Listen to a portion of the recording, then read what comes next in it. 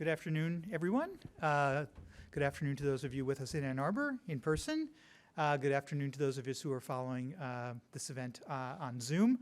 My name is Steve Ratner. I'm a professor at the law school at the University of Michigan and also the director of the university's Donor Human Rights Center. And I'm here to briefly offer the greetings from the Donor Human Rights Center for this wonderful commemoration and event we're having today on Derry's Bloody Sunday at 50 Beyond the Silence with our featured speaker, Paul Doherty. Paul will be speaking with us, and before he speaks, I want to introduce the person who will also be commenting on Paul's presentation and who will also be introducing Paul, and that's our other speaker, John Ciociari. John is a professor of public policy and the director of the university's Ford School's International Public Policy Center and the Weiser Diplomacy Center. He works on international law issues, including transitional justice, which of course is our topic, related to our topic for today, and he focuses on politics in the global south.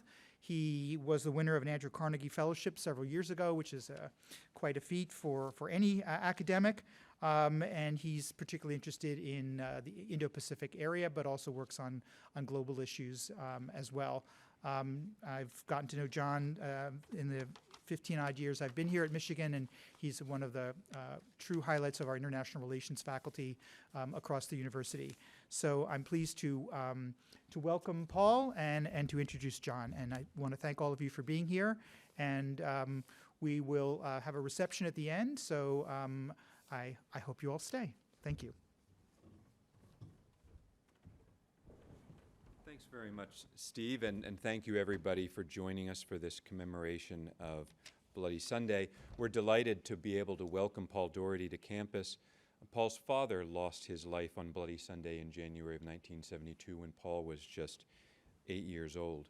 Bloody Sunday, as many or all of you may know, is one of the biggest tragedies of the period of the Troubles, an occurrence on which British soldiers massacred unarmed protesters in the Bogside area of Derry, killing 13 and later 14th who died from his injuries. Bogside had been the birthplace of the Troubles in the late 1960s when nationalists battled against police and loyalists, and later mass arrests and internment of people suspected of involvement with the IRA gave rise to the peaceful resistance movement and the protests that the British repressed so ruthlessly on Bloody Sunday. Paul was a founding member of the Bloody Sunday Justice Campaign in 1992 and was instrumental in the setting up of the Bloody Sunday Inquiry several years later in 1998. He continued these campaigns until the Savile inquiry into Bloody Sunday concluded in 2010, an inquiry that led to an official apology from then Prime Minister David Cameron, an acknowledgement of the abuses that had occurred. Paul now owns and operates Bogside History Tours that offer a personal and in-depth account of Derry, the Bloody Sunday Massacre, as well as the ongoing campaign for justice, and I know he'll share some of that history and some of his work with us today. Paul, we're delighted to have you here at the University of Michigan, honored in your presence. Let me just mention that after Paul's remarks, we'll have time for some discussion between the two of us and then audience question and answer. If you are watching via Zoom, you'll be able to enter your questions via the Q&A function on Zoom. Please, if you wouldn't mind putting your first name and your affiliation in your Zoom name beneath your image. And here in 1010 Weiser Hall, if you've got a question, you can just put up your biological hand, and Amanda will come around with a microphone so that you can ask. So we'll look forward to that Q&A session, but first, please join me in welcoming Paul and hearing some of his remarks on this anniversary year of Bloody Sunday. Thank you. Unjustified and unjustifiable were the words we waited to hear for 38.5 years. The words were spoken by a British Prime Minister who was 5 years of age at the time of the events which are now known worldwide as Bloody Sunday. As the previous speaker has alluded to, internment without trial was introduced by the Unionist and British government in 1971. Previous to that, the setting up of a civil rights association in 1967 was a culmination of 50 years of oppression, 50 years of gerrymandered boundaries electorally, high unemployment, unfit social housing, and a very, very poor education system. The city where I grew up and was born in, Derry, would become the biggest example of anti-Catholic discrimination. People were forced onto the streets on October the 5th, 1968. Forced onto the streets by a government who cared not about their daily lives and about the way they were expected to live in this so-called state. The reaction of the state, of the unionist government, was to send in the police, the RUC, to disrupt the marches with violence. The marches grew stronger. The people grew stronger. And the unionist government in Belfast, and certainly the successive London governments, failed to intervene to introduce equality for everybody. As the answer to the rise of not the rise, but the introduction of the IRA, the unionist government, with the agreement of the British government, introduced internment without trial on August the 9th, 1971. At 4:30 in the morning, Operation Demetrius. 340 suspects were rounded up and taken to pre-prepared interrogation centres and brutalised and tortured beyond belief. The British government were successfully sued many years later, in 1978, by 14 of these men, who now are still known, some of them who are still alive, as the Hooded Men. On the first 3 days of this operation, there was peaceful resistance and some not so peaceful resistance in the 6 counties. A group of soldiers, namely the Parachute Regiment, were kept in reserve in Belfast, having returned from the Aden emergency. They were sent into an area of Belfast called Ballymurphy, at one of a collection of Catholic neighbourhoods in the west of the city. They saturated that area and set up a curfew, an unofficial curfew. At the end of the 3 days, 11 citizens lay dead. One was a Catholic priest. One was a mother of 8 children, and 9 totally innocent civilians. Most of them shot in the back at very, very close quarters. The parachute commanders lied to the media. They told them that these people that they had murdered were gunmen or women and bombers, and they got away with it. 6 months after Ballymurphy, a civil rights march was organised in Derry, popularly supported by the people and supported by the Catholic Church. 8 Catholic priests were on this march. The same soldiers who got away with the Ballymurphy massacre were sent into the city of Derry to police this march. Now, it begs the question why. 3 British Army regiments in the city of Derry and the police service, for want of a better word, argued that they could deal with any violence and they could conduct an arrest operation if anything would occur on this day. But the High Command of the British Army, with the agreement and more than the agreement of the Unionist government and the British government, would agree and would sort of turn a blind eye to the Parachute Regiment being allowed to come into the city of Derry. They were told, they get into a big area called the Bogside. There's a big march on here today. You will be expected to get killed today. They entered the Bogside at 7 minutes past 4, they said to conduct an arrest operation. When they came into the Bogside, they said, they lied that they came under sustained gun attack from an area of high-rise apartments called the Rossville Flats, right in the heart of Bogside. In broad daylight, without a thought who would see them doing it, without a thought of what might be the consequences, and without a care of the media of the world watching in horror as human beings were bunching off the pavements right in the heart of the Bogside. It was a very cold, crisp winter's afternoon. My two parents were in the crowd. One came home. One didn't come home. The parachute regiment, under orders, went in there, took pock shots at people, and left very quickly. They murdered Jackie Doherty, 17 years of age. Jackie Doherty is in that iconic image of the priest and other people walking from the Bogside. They murdered Hugh Gilmore, he was 17. They murdered Kevin McElhinney, he was 17. Michael Kelly, he was 17. John Young, he was 17. Michael McDade, he was 19. Michael Kelly, he was 17. They then disobeyed orders and continued firing. They murdered Jim Ray, he was 22.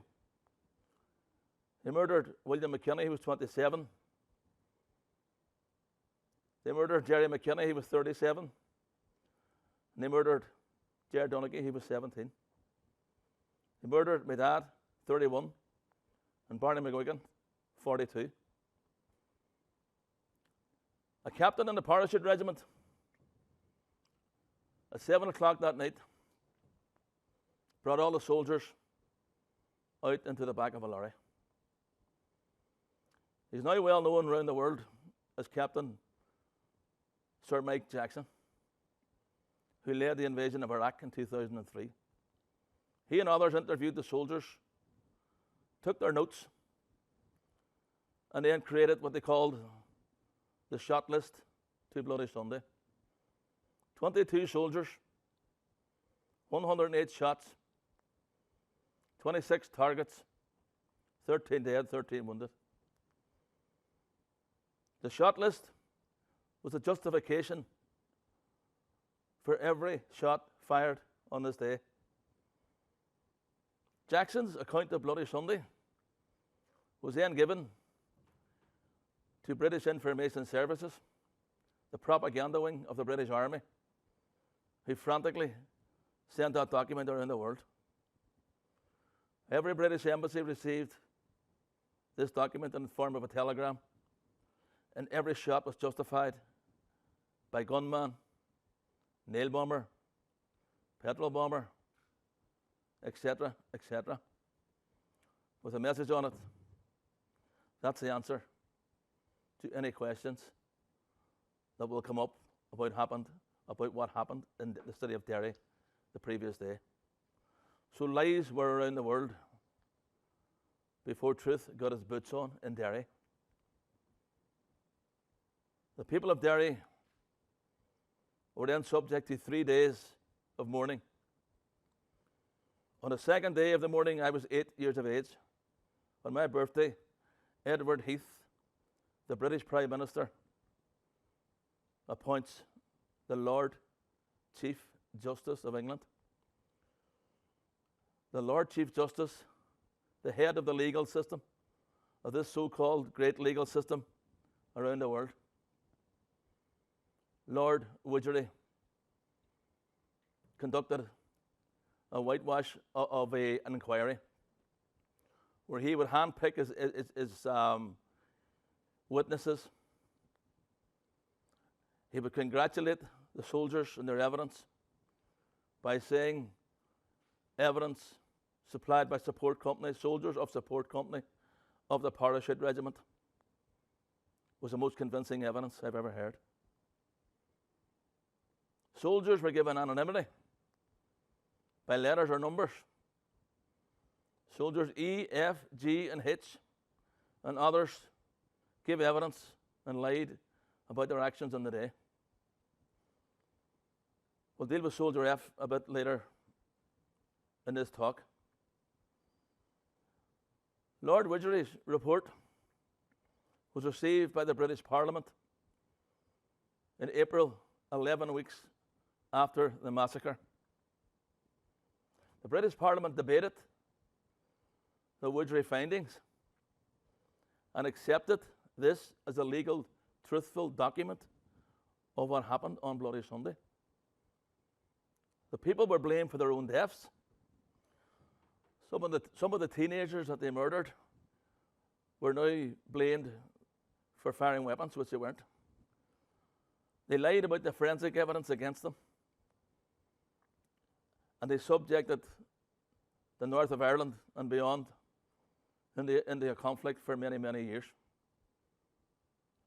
So the only people who entered our home representing the British government were soldiers who searched and harassed and arrested most of us for years to come. 20 years later, 20 very short years later, if you like, the families of the dead started talking about, for the first time, about the events, about the Widgery Tribunal report, and how we could get this overturned.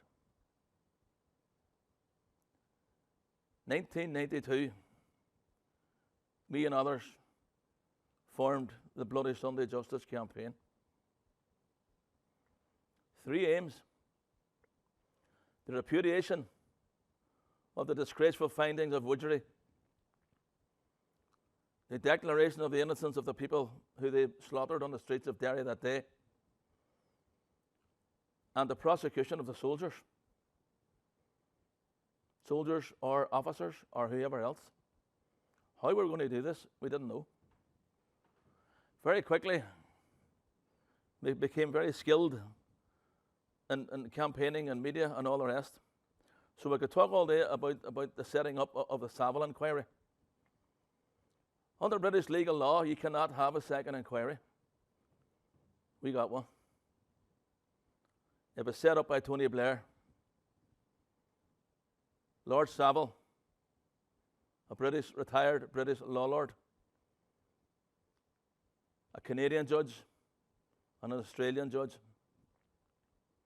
A Commonwealth inquiry rather than an international inquiry.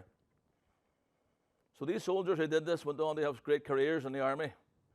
Some of them were not alive at the time of the second inquiry came about. So the inquiry was set up right in the heart of the city of Derry, a quarter of a mile from where the massacre took place. My mother, God rest her, who would have been 80 on the 16th of this month, was a young widow at 29 years of age. I watched the families coming in, the mothers and fathers, and the brothers and sisters of the deceased and the wounded.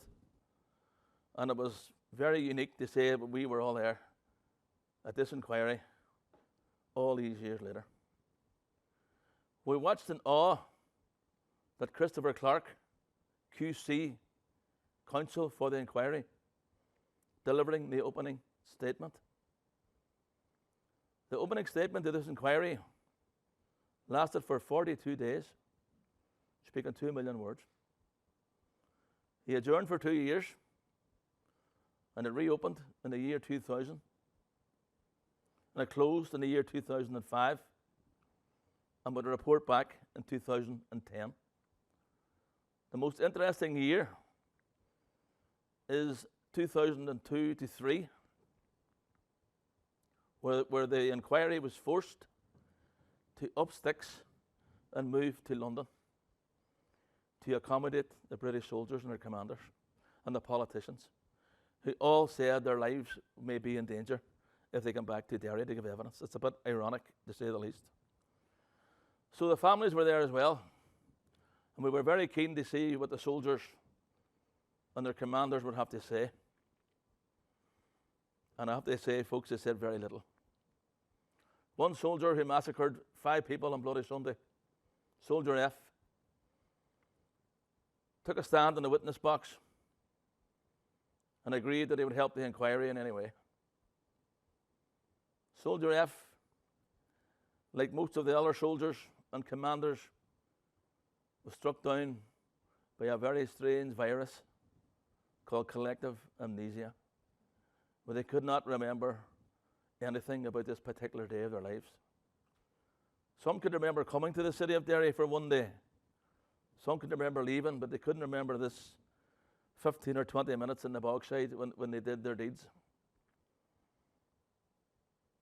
Savile adjourned for 5 years and concluded and reported back in the year 2010 after hearing nearly 1,000 witnesses. His conclusions were that nobody was firing weapons on Bloody Sunday, apart from the parachute soldiers. Soldiers fired without being in a state of fear or panic, and they fired at people who were running away, crawling away, or going to the help of others as they were mown down and murdered in the streets. Blame for Bloody Sunday would lie with the commander of support company of the parachute regiment and his soldiers. Savile was very heavy on innocence, but when you read the conclusions and read the report, he was light on guilt. Then we had an apology from the British Prime Minister. These are shocking conclusions to have to read. And he went on to say various things about the inquiry and the day. And then he said, on behalf of the country, on behalf of the government, I'm deeply sorry. So people in Derry applauded, and it's a strange scene to see Irish nationalists, Catholics, Republicans applauding a British Prime Minister. It's a sight you will never, ever see again. We weren't applauding for him. We were applauding for what he had said, because we forced him to say it. But one thing he remarked that day still sticks with me today. This type of inquiry will never, ever happen again. He gave the reasons: money, time, but really what the British Prime Minister is saying is this went too far. This not only investigated the British Army, it investigated the Unionist government, it investigated the British government, and luckily Lord Savile allowed a lot of this to blow in the wind. Did we get the repudiation of the Weiser Tribunal? A very, very, very silent repudiation, where he floated from the annals of history, out of the windows of history forever, where he should have been investigated for what he delivered all them years ago. So the lessons, and now many years later, 2019, the Public Prosecution Service called the families to a meeting in the City Hotel at the edge of the Bogside. Our legal teams were very confident that we would see 4 or 5 soldiers in charged with murder. We got 1 soldier, the aforementioned Soldier F. Soldier F, we know was involved in a massacre in Ballymurphy as well. We know that. Soldier F also was involved in the murder of 1 of 2 Protestants on the Shankill Road in Belfast, the heartland of loyalism, in 1972, 8 months after Bloody Sunday. So they said we'd charge him with 2 murders, not 5. And me and other members of the family spoke at a public meeting, or a meeting with the PPS after this, and we told them in no uncertain terms how wrong they got it. Last year, the Public Prosecution Service then had the audacity to tell us that there wasn't enough evidence to convict him for what he did. So one of the families, William McKinney's family, then appealed this to the courts. And last week, the judge told the Public Prosecution Service to proceed with the charges. So the lesson, and what Bloody Sunday really did, because Bloody Sunday, this was a peaceful march. The march organisers were buoyant on a day of celebration. They were singing the songs sang by Dr. King and others in this country. Dr. King's, whose anniversary occurs today. We shall overcome. We shall not be moved. The Museum of Free Derry, which Ciara is employed with, has a wall, a rusted wall outside it, with a sound wave on it. The sound wave is the recording of the day of the song, your civil rights anthem, we shall overcome. So in terms of that, let's see what the British government tries to wriggle out of the charges against the soldier again. So what Bloody Sunday also did was legitimise violence, because this was a peaceful march. People come onto the streets to ask and to plead and to demand equality. We want the right of a better home. We want the right of an education. We want our children to grow up in a better society. People were living in hovel and squalor in the Bogside. So when people come onto them streets singing them songs, the songs that were sang worldwide, they meant every word of them songs. We shall overcome. We shall not be moved, and we never have been moved. And if they thought, and which they did think, that Bloody Sunday, that the families of the dead would go away, that the families of the deceased would crawl into their holes and never come back, they got it wrong, because Bloody Sunday legitimised violence. If the state can do it, well, other people decided that they could do it as well. Then we had mayhem and murder for years and years and years. And when you grow up in a society which becomes used to urban guerrilla warfare, to bombs going off every day, to shootings every day, it's a society which wasn't really great to grow up in. So now we've got a grip of peace. The peace process, the willingness of people to engage with each other and accept that this needs to end. And for a certain degree, well, it has ended with the Good Friday peace agreement. Now, let's never forget the past. Let's always remember victims of state violence and victim of all violence, if you like, as well. But the difference between victims of state violence, they lie about them. They lie about their families. They lie about what they were doing. And they expect people to go away. Patrick Finucane, we employed a company from Belfast called Madden and Finucane. Peter Madden was there, but Patrick Finucane wasn't there, because he was murdered by loyalist terrorists in 1989, sitting having his Sunday lunch with his family. Of course, it comes out many years later that Patrick Finucane was not only murdered by loyalist terrorists, they were being directed by British intelligence. And that's one of the reasons why they will not give Patrick Finucane's family a public inquiry, because the Bloody Sunday inquiry taught them that they should never do this again. It went too far. But, well, they believed it went too far, not us, obviously. So the demand for equality everywhere will remain around the world. And the similarities with ourselves and people before me and my generations, my parents and my grandparents, walked the streets to demand equality for everybody. Very much inspired by the great speeches of the United States and by the great organised civil disobedience, again, and the similarities are very, very, very striking. So, folks, I could probably talk all day and all night, but, it's very, very important. And Derry is a city where I grew up in. I grew up without a dad. We all, I think, did okay. We sort of were directed by my mum, basically, and we're all now of a certain age. We have grandchildren, maybe more grandchildren to come. But no, and the legacy of that is never again will we allow the prisons to fill up. Never again should we allow the graveyards They fill up with young, articulate people. Fill up the universities. Get our children educated. And as the great Nelson Mandela said, let your education be your weapon. Folks, thank you very much.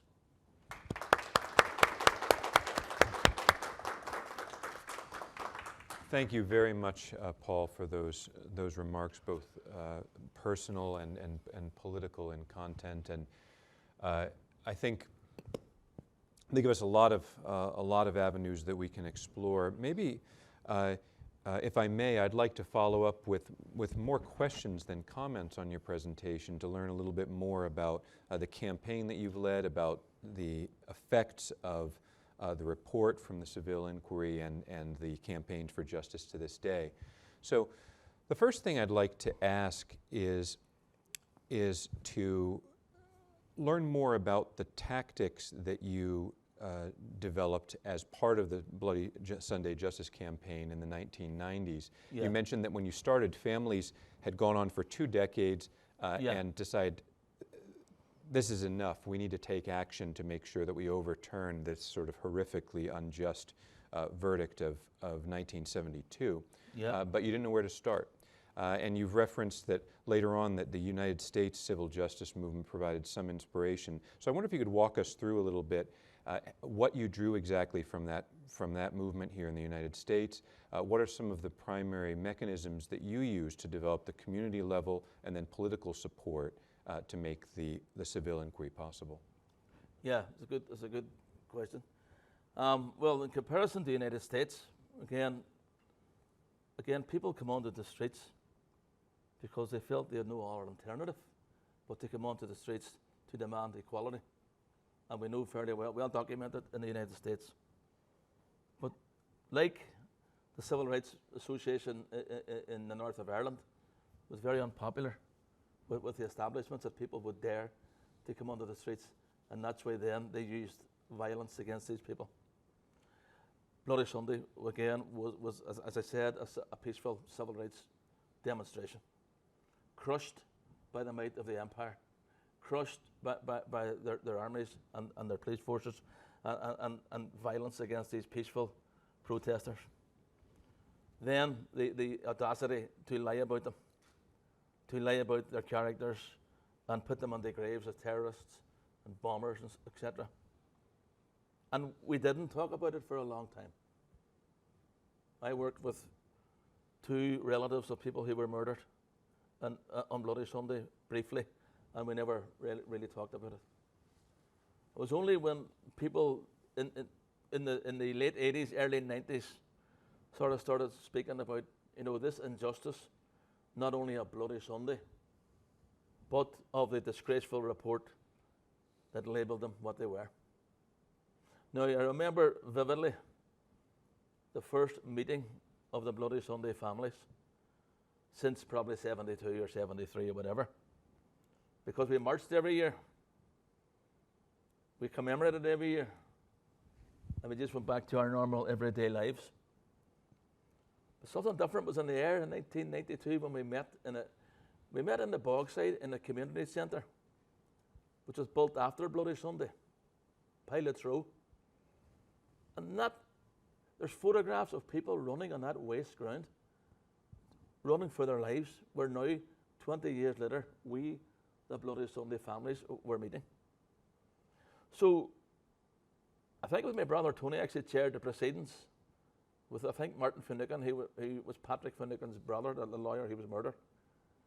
And we decided, right, we're going to have to, we discussed the wheres and why nots and what we should do and stuff. And again, we were a bit raw and maybe a bit amateurish in terms of what way we should go. So we elected a committee. Jerry Doherty, Jackie's brother, was the treasurer. John Kelly would be the chairman, secretary, and I got the job as the fundraiser because I could ask people for money with a brass neck. So from there, we would meet every Tuesday night in a wee office in a big sort of home at the edge of the Bogside, West End Park. And then we just met every week, and we went, well, what do we do? We're going to first we're going to have to try and raise money, because we're going to have to try and send people around the world, around certainly Ireland and Britain, to try and engage and whatever. And remember, one of the first things we did was organised a postcard petition, and we delivered it to the steps of Downing Street to John Major as well. Now that's an achievement in itself for people who were very not disorganised, but we didn't really know how to go about things. We got media training, and then we became very confident, a bit confident. I remember going to Dublin to ask the President of Ireland, Mary Robinson, to meet us. She refused. She only met us when we protested with placards outside her home, her residence. I remember the Cardinal of all Ireland refusing repeatedly to meet the families at all. So it was sort of not unpopular, but uncomfortable for some people as well, you know. And when you're sort of dragging yourself through the campaign, you find that over the years, you're becoming more popular. You're becoming more media savvy. And then by the time we got the Savile inquiry, which, again, we had a new government, which Tony Blair was also, at the time we got the new government, the peace process was very advanced. So we had the Good Friday Agreement. We had our MP, John Hume, asking certain questions in Parliament, and the late Martin McGuinness, the chief negotiator for Sinn Féin at the time, with the Good Friday Agreement, really telling Tony Blair and Mo Mowlam, God rest her, who was the Secretary of State, you know, part of this agreement, no, you need to give an inquiry to these families. The Irish government did their work on it, and others did their work on it, and Blair could have ignored it, but he didn't ignore it. So then he set up the inquiry. So even people from our hometown of Derry were going, unbelievable you have achieved what he's achieved. You know, and then it became, we weren't campaigners anymore now. We were now in a real situation with a new inquiry. And you know, it was very unique that every day we went into the City Hall, the Guildhall, and we listened to the evidence. And it was fascinating to watch people being cross-examined and being questioned about the day of Bloody Sunday, you know, because also these people have never spoken about it, and they were very much traumatized by this as well, you know. But I could talk all day about that, but the lessons, not only of Bloody Sunday, but of injustice in both sides of the Atlantic, is people are intelligent. They underestimate the intelligence, their doggedness, and their determination. So I was very proud to stand on the steps of the Guildhall that day when we got the report, because when my brother Tony read the statement from the families, because our truth stands for the truth for people around the world who were also victims of unaccountable murder, and that's basically what it was and what it is today. And again, I'm very proud to come here and talk about this, because most of my life has been taken up by the events of Bloody Sunday. It doesn't really hold me back in my life. No, it wouldn't hold you back, but you'd be very proud to speak about it, speak about your dad, your mum, and the families in general, because we did take on the might of the British Empire, and we forced them to say sorry for that atrocity. So that the truth will out, and our campaign slogan for many years was set the truth free. And basically we have. Let me ask you a little bit more about the truth in the report. My understanding is that although it's a very large tome, thousands and thousands of pages, it focuses overwhelmingly on what occurred on Bloody Sunday in Derry, as opposed to the more institutional structure, higher-ups. Tell us a little bit about how that aspect of the report was received, how you received it, how others received it. What truths did you get that were the most important, and what truths were not in that report that would be most important to add to the historical record? Well, for one, Lord Savile, for his own reasons, said that for time or for money or whatever it would be, that they would not investigate other atrocities carried out by the British Army or the parachute regiment. So he didn't investigate the massacre, previous massacre of 6 months before Bloody Sunday, the Ballymurphy massacre. So he didn't investigate that. The political climate at the time was Derry was free Derry. To explain free Derry, you need another 5 hours, but basically from 1969 till 1972, we were in a war zone that was barricaded off. It was created, again, after a march. There was a march from Belfast to Derry, led by a woman called Bernadette Devlin and others, the student movement of Queens, People's Democracy. And their march was styled on the Selma to Montgomery March in Alabama in '65, led by the aforementioned Dr. King. So they were brutalized, they were attacked by loyalists the whole way. And by the time they got to Derry, there was a big, massive riot in Derry that night. So when the RUC police were forced to leave the Bogside, barricades were erected up. And then when the RUC tried to invade the Bogside again, they couldn't get in for the barricades and whatever else, the rioting. So a young guy called Liam Hillen got a tin of paint, and they scrawled upon the wall of a home, now known as Free Derry Corner, Free Derry Wall, number 33 Lecky Road. And what he wrote was connecting with Berkeley University actually as well. You're now entering Free Derry. So it meant the only part of Western Europe, if you like, we know law and order, was Free Derry. So the Unionist government sort of hated every inch of Free Derry, and that's what Bloody Sunday was. The answer was, with the agreement of the British government, to go in and teach the natives in there a lesson, because the experiences around the world told them they could do it with impunity. And when I said they did it without a thought or a care, that's right, because they were told to do it, and they were told they would be protected. Now, we know from our experiences and our knowledge of the day, there were high-level meetings with the army commanders in the days and weeks leading up to Bloody Sunday. There was a meeting in Downing Street on a Friday morning where Edward Heath and his cabinet stopped and spoke with senior commanders in the army and stuff.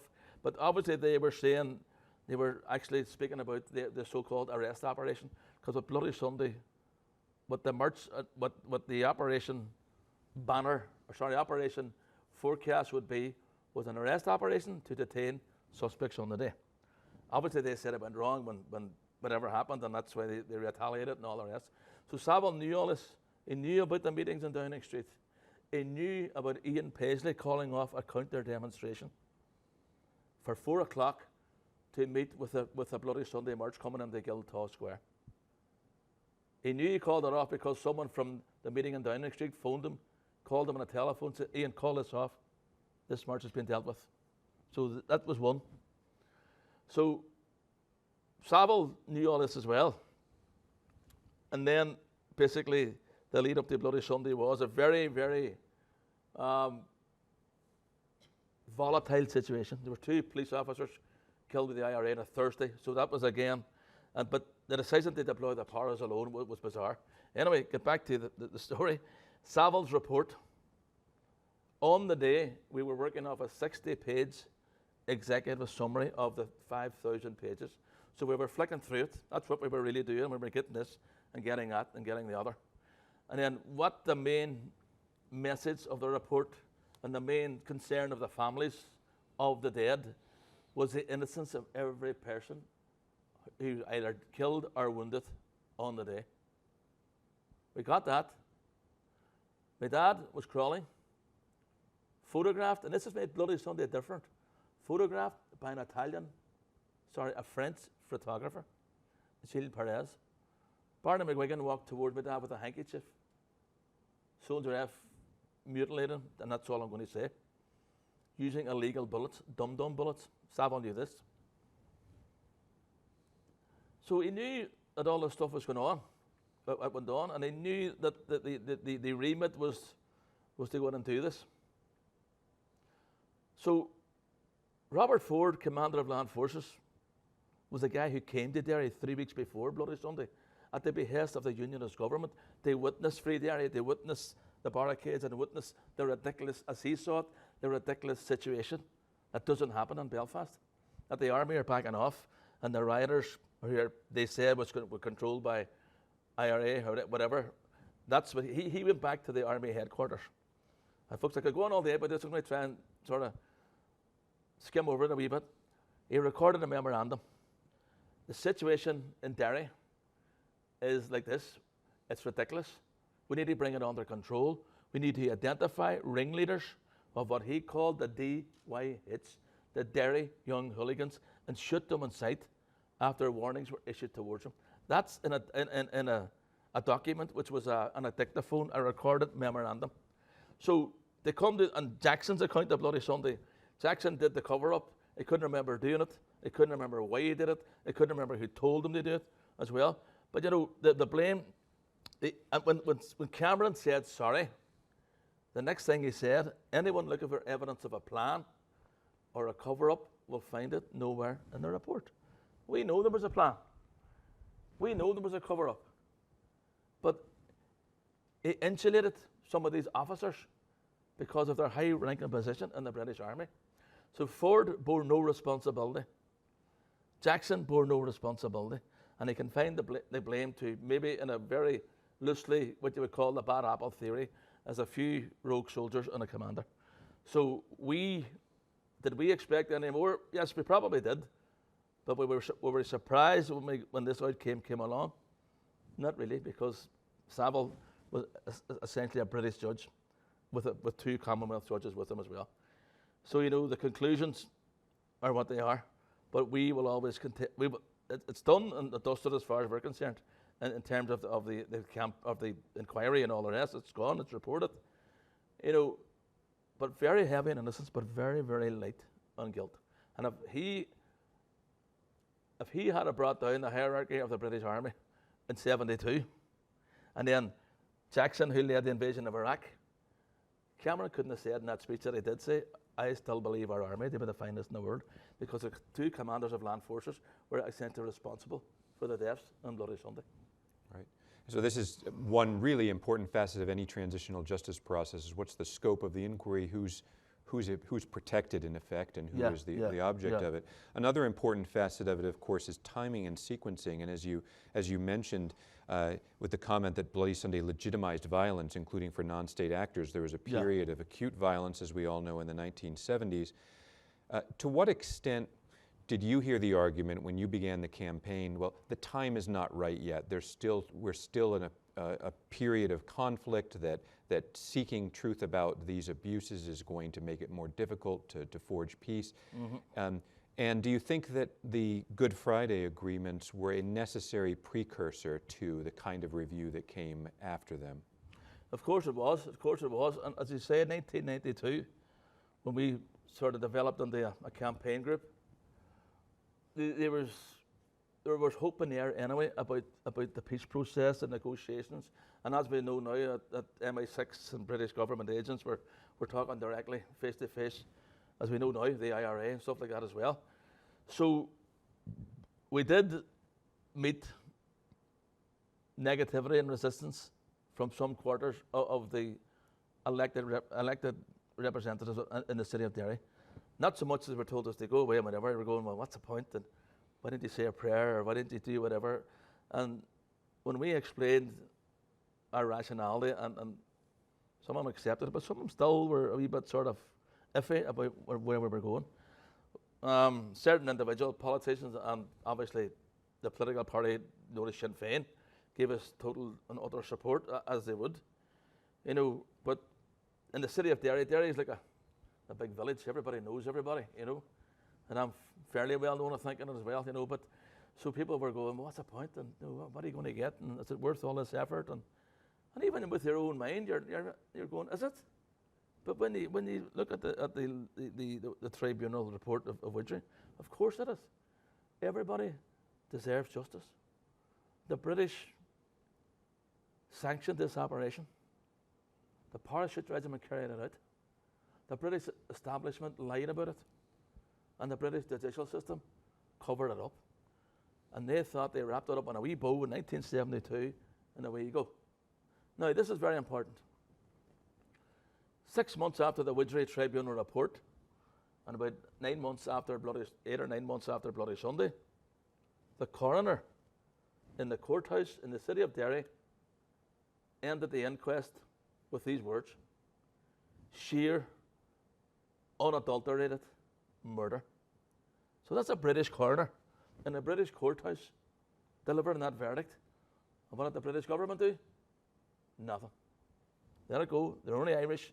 They're like the enemy around the world, from Kenya or Malaya or the United States or wherever they put their paws around the world, and the means justify the end.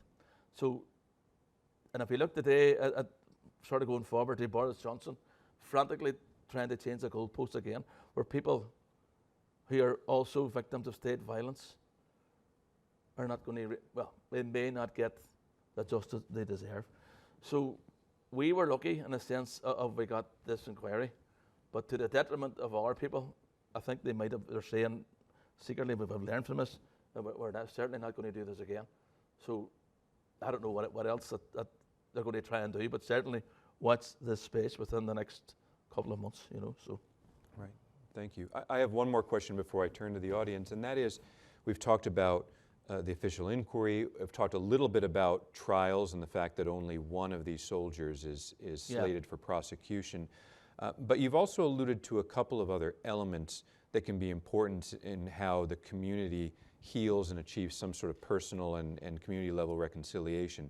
For example, you mentioned the Museum of Free Derry, of course the tours that you carry out to help educate people in the community and elsewhere. What are some of the unofficial mechanisms that have taken place in the community that have been most impactful in how people have been able to move on with their lives in the most productive way possible given the tragedy? Good question. Derry is a city which was very badly hurt, obviously, by the events of Bloody Sunday is one. But then when you see hundreds and hundreds and hundreds of people dying after Bloody Sunday, and hundreds of people going to prison, it's an abnormal life, if you like, as well. And then when you see in the transition into peace, which was never a perfect peace either, but the conversations going around the peace process and and whatever else. But to me, that's grand, and it happened, and it was achieved. That the ceasefires achieved the negotiations, the Good Friday Agreement, and all the rest. And the sort of, I wouldn't go as far as say private conversations. Every political parties were doing their stuff, community groups were doing their stuff, and people were a bit buoyant about and a bit unnerved about how is the peace going to be achieved and how are we going to keep the peace. One thing that happened in 2013 was Derry became the city of culture.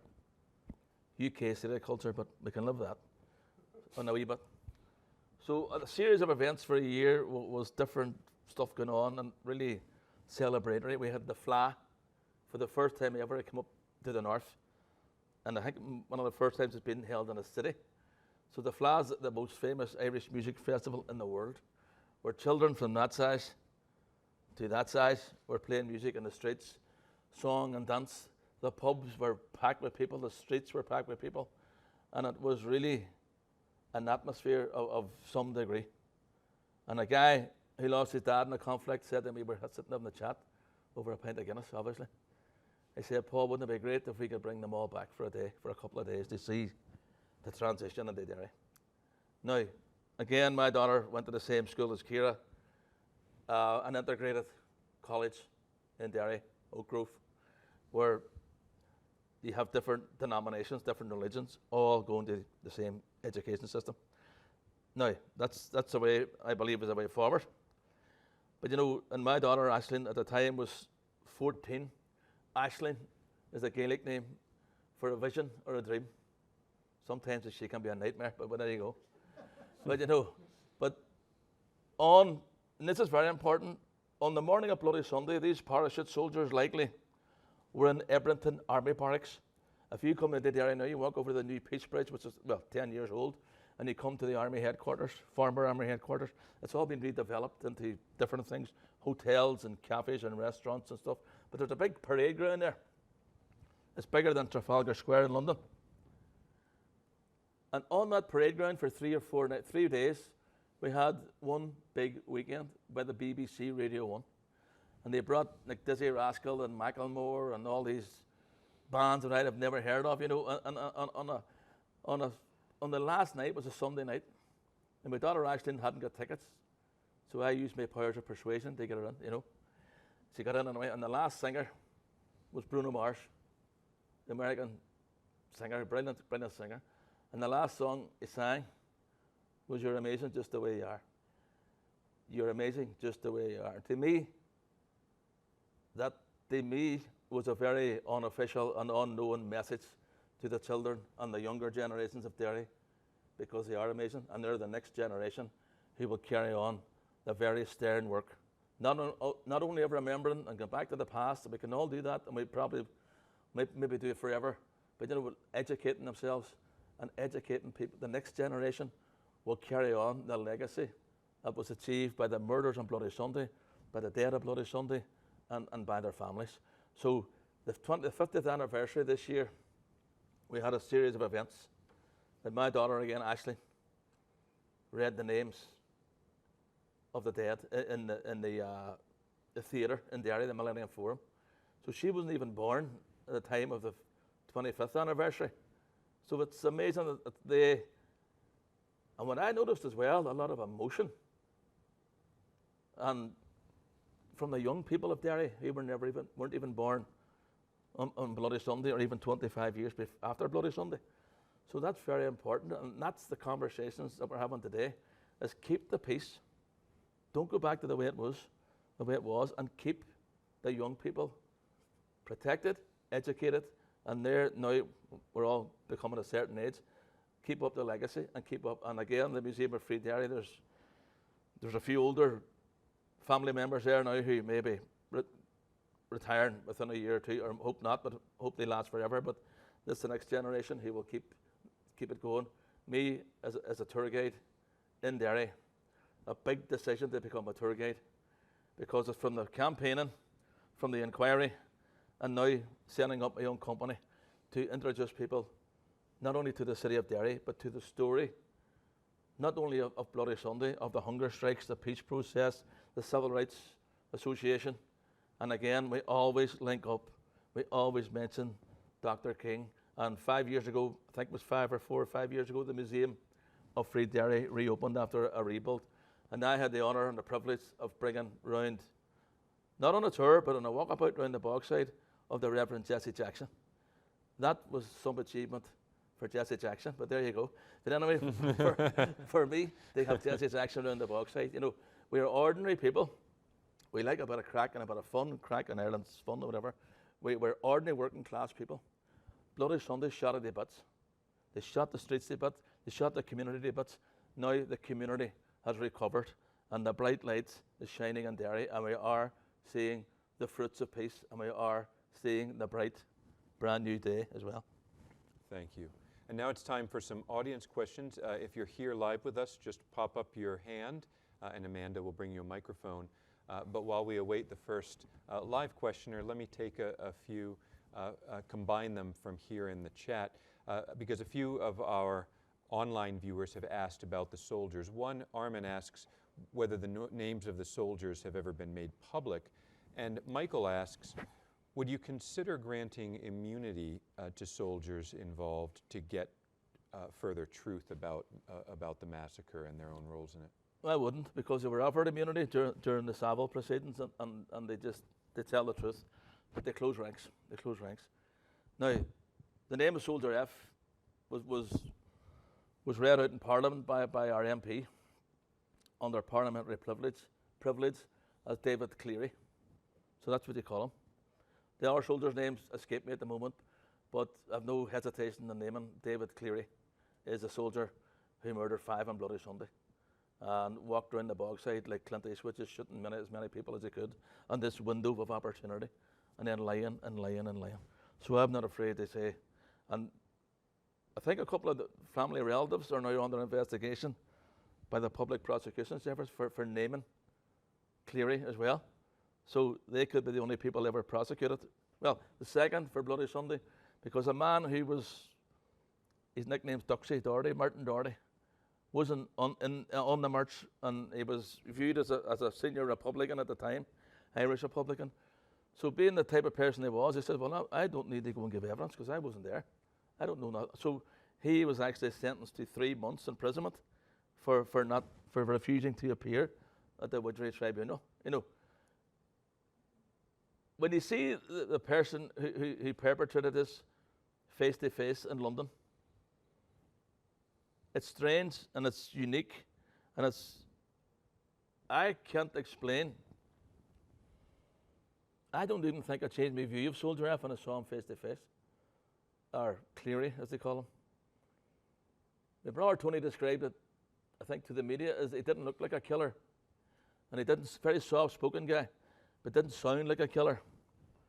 But certainly he was a mass murderer, you know. And the people that they murdered on Bloody Sunday were ordinary working class people. 6 17-year-olds at the prime of their lives. Jackie Doherty, for example, was a boxer. He had an outside chance of making the Munich Olympics in 1972, representing this country, Ireland. 2 Derry men represented Ireland in 72. I think they get into the quarterfinals or something. Boxers. One was called Charlie Nash, whose brother was murdered on Bloody Sunday. One was called Neil McLaughlin. He was just missed by a bullet on Bloody Sunday. He's since deceased. Now, his son also works as a tour guide for my company as well. But that's the ordinariness of the people. Very, very, very ordinary people. And now they believe they left our city that day, and they believe that they taught the people of Derry or the Bogside a lesson. The lesson was taught to everybody. And the lesson was especially taught to the British establishment, because there was a tsunami. After 3 days of eerie silence in the Bogside, there was this tsunami of anger, and the anger went in all directions. Not everybody would took up weapons. Not everybody did, and people had the right to do, well, felt they had the right to do or didn't. And when the Bloody Sunday families met 20 years later, and we agreed to be involved in this campaign, one of the major things we had to do was leave our politics outside the door, because we had different opinions on different things, and the main goal was the 13 people and the people who were wounded on Bloody Sunday as well. So I'm not transfixed by names, or I don't care about names, you know. We always want justice. And what the British government will say, and the British establishment will say about these poor soldiers all these years later, a witch hunt. A witch hunt. And you look at the members of Parliament for the Tories, former army commanders who served in, and there was a bit of a debate, and they were all standing up and going, I served 4 terms of duty in Northern Ireland. I got a medal for bravery, and this is a total disgrace. This poor soldier, and this and that and the other. Not once. You wouldn't expect it anyway, but not once would they say, well, what about the victims? Why don't we go and talk to the families? Why don't we go and walk around the Bogside? Why don't we learn what happened? Why don't we read the Savile report? They don't, and they never will. So the victims count nothing for the British establishment. And again, if you watch and go on YouTube and watch the Cameron apology, look behind you, the big glum Tory faces where they're caught out, and now they have to apologise because they do not like it. And again, the debate is 50 years later. 50 years later, this poor soldier, you know why it's 50 years later? Because it took the families 50 years to get where we are today. That's plain and that's simple. Thank you. Let's see if there are any questions here from our in-person audience. Yes, sir. And Amanda's bringing you a microphone.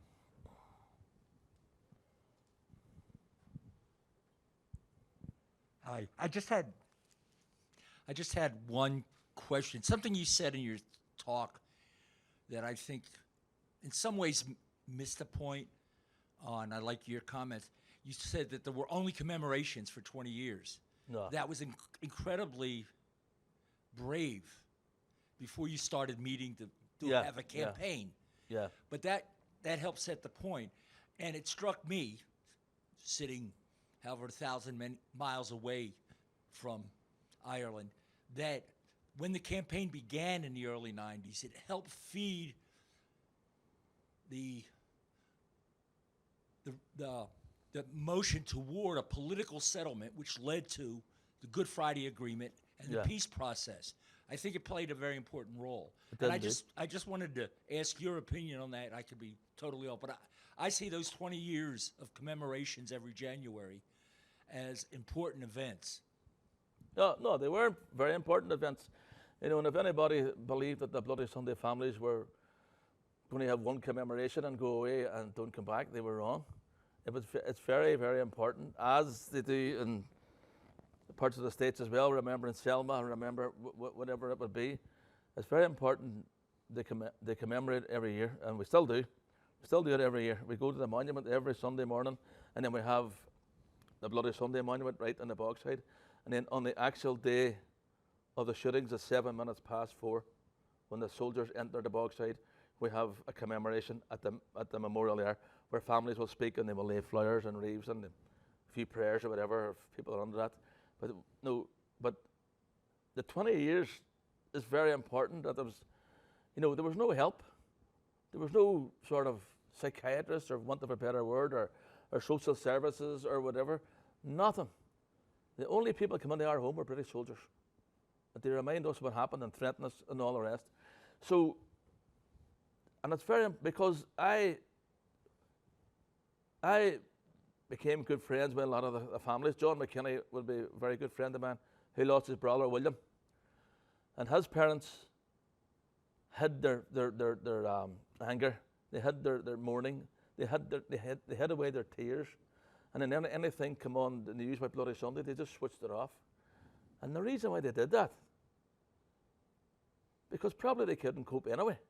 But the main reason was they did not want to allow their children to see how really hurt they were, because then they had a fear that they would take decisions to do things that they would never do in their life.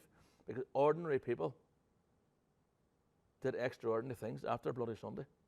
And as I said, Bloody Sunday legitimised violence. So that the 20 years is basically, I'll give you an hour story about that. If you watch the footage of young Jackie Doherty being carried from the Bogside, led by the priest, Father Daly, who became bishop. One of the guys carrying Jackie is now deceased. His name is Hugh McMonigal. He died of cancer Christmas before last. And a real decent, humble human being. On the day Bishop Daly was buried, because he died, I think it was 2015 or 16, I saw him at the funeral. I saw him at the Bloody Sunday Memorial when he was going round to pick up a group for a walking tour in the Bogside. So he walked from the bookmakers, because he liked to have a wee gamble. And I said, "Hello, Paul." I said, "Hello, Hugh, how you doing?" He said, "Do you mind if I speak today to these people on your tour?" I said, "I would be delighted." So he spoke. I had to actually walk away because it was getting very emotional. His commentary about Jackie and how he died and how he tried to help. And the time he got round back to the Bogside, all you could see was people lying in blood and whatever else, and that's his story and how he dealt with it and how he wanted to do whatever. And, and it came regular for the next couple of years or whatever. And then he would do the same and the same. So you're really expecting him to see him in close vicinity to the tours. So I went behind his back sort of and was chatting to his son, and his son said, "Paul, he loves it. He's a certain age in life. He just loves to engage with people and all the rest." But on that first day, people were shaking his hand and getting photographs taken with him. And he actually said to me, or said to the group, "That's the first time in 44 years I've ever spoke of a Bloody Sunday." So to me, and that's when I started thinking about our 20 year sort of thing as well. But that's amazing. And when he did speak, it was brilliant, but you could see him very emotional and very whatever. But that's the way things were. People had found it very difficult because it was a very public massacre in broad daylight. Public executions were carried out in the Bogside. And every death witnessed by hundreds of people. And every death witnessed by the world, because the media were taking photographs, rolling cameras. And that's why people who come along to me on different tours and different nationalities might not have heard of other atrocities like the Ballymurphy atrocity, because Bloody Sunday was very public, and the media of the world were here to see, to take photographs of the march, not expecting the bloodbath that they saw. So I hope that answers your question. Thank you. Let me ask another question from combining two from our online audience. One is the question about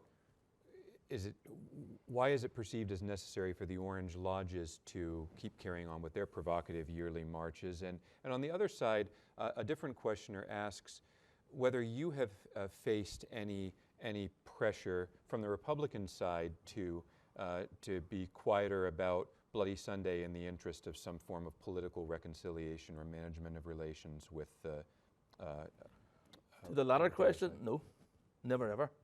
To the question about the Orange Order, it's sort of they're going to do what they want. They're going to march for an hour, 300 odd years, and that's a question. It's a bit sort of.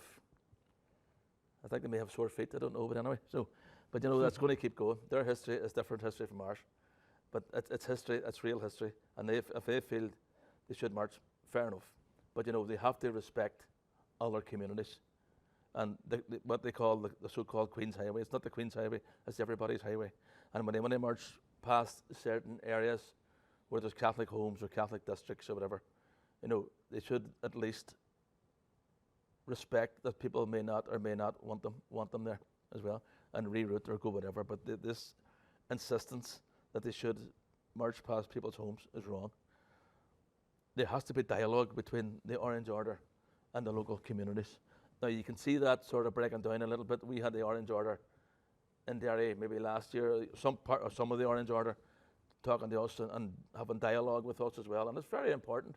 And in Derry, you have the annual march every year, which is the Apprentice Boys of Derry, which is a bit similar to the Orange Order, only you can't join it if you're a woman or a Catholic, but besides that, they're grand, you know. But you know, so there's an agreement between the community 20 years ago and the the Apprentice Boys of Derry. You march and you could just go home, but it's still but you have to be a bit tolerant towards it as well, like it or not, because it's their traditions, and they're going to keep marching.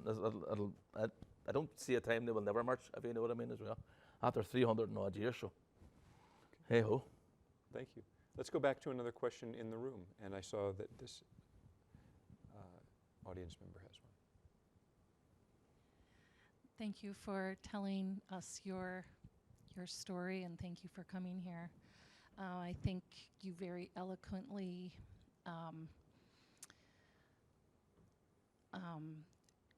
expressed your journey into activism and how powerful, even though it may have taken a while, the results over the years, you can really see you had an impact.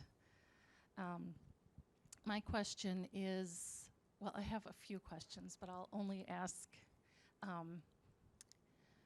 two. One, was there any discussion about reparations? And there was reparations, but I don't really like to go into it. Reparations. There was reparations, but I think it's a very private thing between the families, you know. So but there was reparations, but I prefer not to discuss it, to be honest, you know. So if you don't mind. yeah. My second question is, and I'm not sure about this, so tell me, the old police checks at the borders that I think have been all torn down. Yeah. Were any kept just as a memorial to what that was like almost as a museum or a relic of the past? No, nothing at all was kept. No, in Derry there were three sort of main ulterior roads to the Republic of Ireland, to Donegal, and these were torn down. And there's a plaque in one of them commemorating the death of a civilian and 5 soldiers in Derry, Patsy Gillespie. There's a plaque there on the wall, but besides that, there's nothing you wouldn't know. Even you drive from Derry to Donegal, you'll only realise you're in Donegal when you see the kilometre sign rather than the mile sign as well, you know. And you come on the other way, when you're coming up from Dublin, you see Derry, Derry, Derry, Derry, Derry. And then when you come into the north, you'll see the L word. And some of the times it's painted out as well, but there you go. That's it. Thank you. Okay, I'll take another one here from our virtual audience. This one's from Ciara, who asks, Do you ever fear that things will go back to violence in Northern Ireland, and do you believe there will be a united Ireland one day? I certainly believe there will be a united Ireland. But uniting the people is a very difficult journey because of the two traditions really created by the Ulster plantations from hundreds of years ago and stuff. So sectarianism and the two different, the way some of the communities are still polarised today, and this fear of loyalists or unionists being sort of railroaded into a new Ireland or United Ireland. So United Ireland's grand. I prefer to call it a new Ireland, where the people will move together into a new republic or socialist republic, whatever you aspire to. So I think that's likely at some event. I'm not sure when, because I know there's a new census, maybe reporting this year, and the census may find a slight Catholic majority, and if that's so, well, under the terms of the Good Friday Agreement, it will trigger a referendum. Now, the Tories and the Unionists are opposing this at every breath, but the likelihood there will be, and how that pans out, and I'm not sure exactly how it works, but I think if you get a referendum once, you have to trigger a referendum every 7 years. If it can be corrected in that, I'm not sure. What was our question? About the fear of Sorry. of violence. There's always that fear of returning, sort of what you call the bad old days, or whatever way you want to term that. When 94 ceasefires came around, it was a big, major decision for Irish Republicans and others to lay down their weapons. And again, maybe a very few people could have brought them through that transition. And one again, Martin McGuinness and Gerry Adams were to the fore of this. There is from that splinter or micro groups, or call them what you like, who still have this aspiration or belief that the violent path was the only way to achieve your goals. I disagree with that totally, and I hope for the sake of the new generations, and I'm really not only even hope, I sort of believe that there will be no return to what they call the dark days or the bad old days, or the struggle or the conflict. The troubles. Troubles is a word where I don't really sit with, because troubles is waking up in the morning with no money after spending your money on booze or something. That's a trouble, But a conflict is a conflict, and it's more than troubles, if you know what I mean, as well. So I can't see that happening again. I hope it doesn't happen again. And the younger generations today are not faced with, well, we need to do this, or we need to do this. We need to get our education, and we need to move forward together. And one way of doing that is educating children, not as Catholics, not as Protestants, not as Unionists, not as Loyalists or Republicans or Nationalists. Get them into the schools at 5 years of age, and forget about the flags and forget about the sashes, and then let them grow together. And that's the way society should be run. It's an ideal world. There's no utopia, but there has to be a bit of understanding about each other's cultures and identities. And there's no, in my opinion, there's no appetite to return to violence. Why don't we take one more from the audience? So there's one here, and then I've got one more online before we wrap up. Hey, I was actually born in Belfast in about '93, so Not your fault. And it's funny you should mention about the segregation essentially of Catholics and Protestants. So I went to a Catholic primary school. I went to a Catholic secondary school. Yeah. And I've always only since coming to the States, saying I went to these Catholic schools, my American friends are it's kind of strange. So it's very alien to a lot of people here.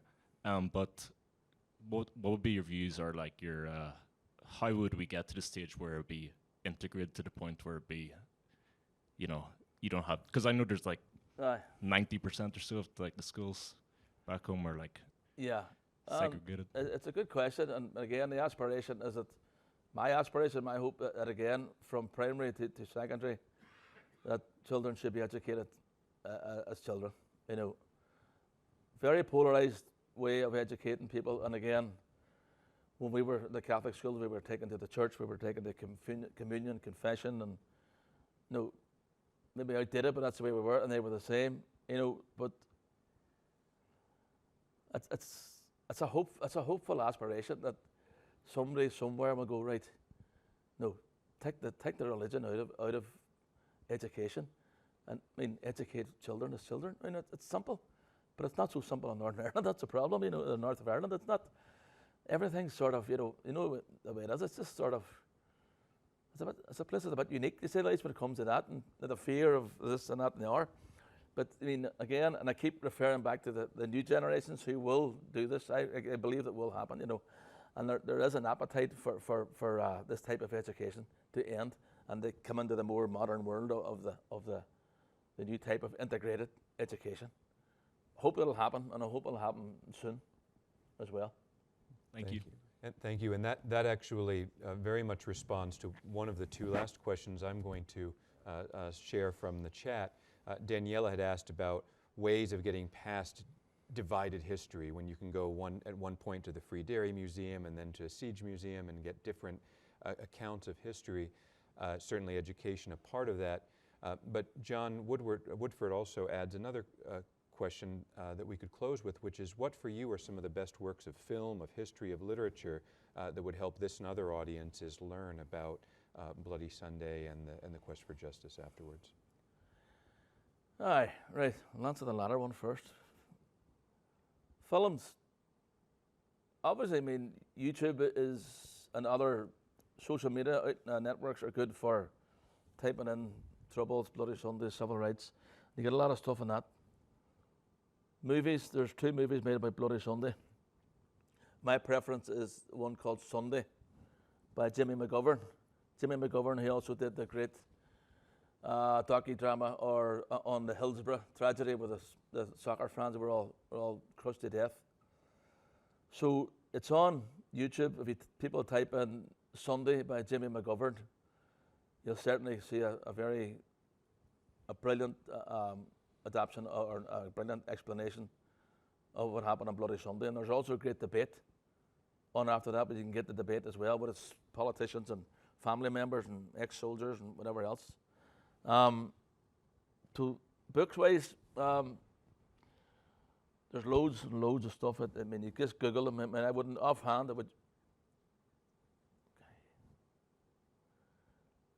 The Brower's books. Tony McBrower wrote 3 books about his life. Tony, he wrote from the childhood to being in prison and then coming out to the campaign and stuff. You know, the books. I mean, the first one's called This Man's Wee Boy, and it's actually about leading up from the childhood to Bloody Sunday. And the title of the book actually comes from the graveyard when my dad's coffin was getting put under the grave. And I remember standing beside him, and I remember holding on to each other because I had a vision of us falling into the grave because the media were pushing and shoving for photographs and whatever. So my mother actually grabbed the photographer and grabbed Tony and said, "Hold on a minute, that's that man's wee boy." That's where the book comes from. There's a series of books in that. So he got the brains and I got the good looks, but there you go, you know. Julianne Campbell, the niece of Jerry Doherty, has just released a brilliant book on Bloody Sunday. Julianne Campbell is a very good, very brilliant, distinctive writer now in Derry as well, and she does great stuff.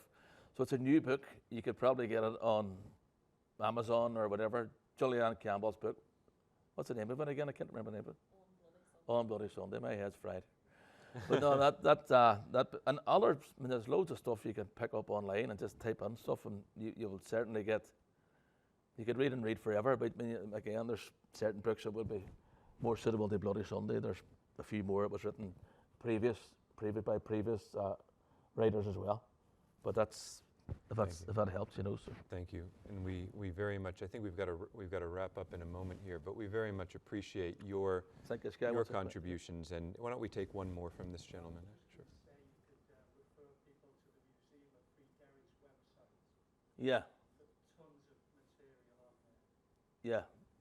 He just took my final line there. Go on the Museum of Derry website and you'll find a whole lot of stuff. And that as well. Also go on TripAdvisor and type in Bogside History Tours and you'll see that I'm #1 in Derry as well. So there you go. Good. And if anybody ever comes to Derry, I'll give you a free tour. Because everything in Derry is free because it's called Free Derry, you know. So, but, you know, so. But thank you. I was just about to say, we thank you for your role in sharing this history through your tours, through your engagement with universities like this one. In a moment, those of you who are here in person can sort of drift to the back of the room where there's a space for a reception. But before, I'd like to thank Steve. I'd like to thank Amanda, and of course, most of all, to thank Paul for sharing his insights and experiences with us. Thank you very much, folks. Thank you. Thank you everyone for coming.